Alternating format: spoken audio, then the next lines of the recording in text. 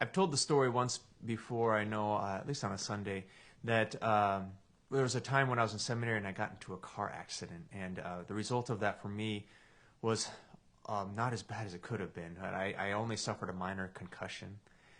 But what the result of that was that it was a little more difficult for me to process for a few weeks, and like mentally process. And I had to take it easy in school for a little bit. And I can remember in the following days from that accident that I I spent some time with friends of mine, and I had to be really dependent on others. I had to just go with the flow. I couldn't really think that much, and because that was kind of not a good thing to do once you had a concussion.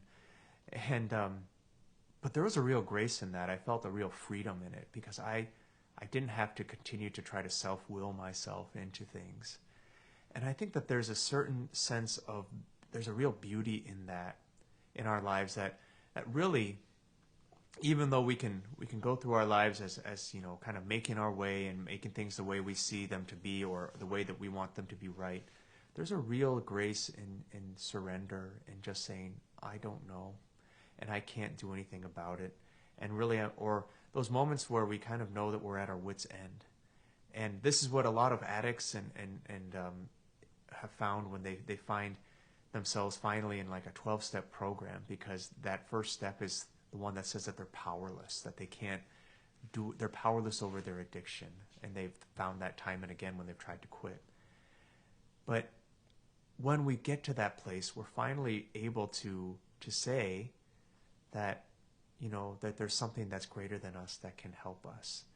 And this is what God says to us throughout the Bible, that really we can't do life on our own without him, even though we might think we can.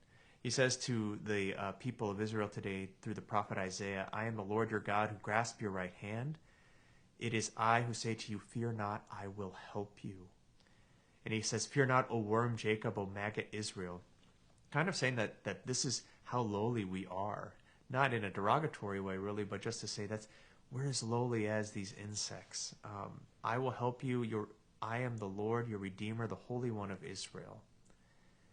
And God lifts us up into a way that only with God can we do great things.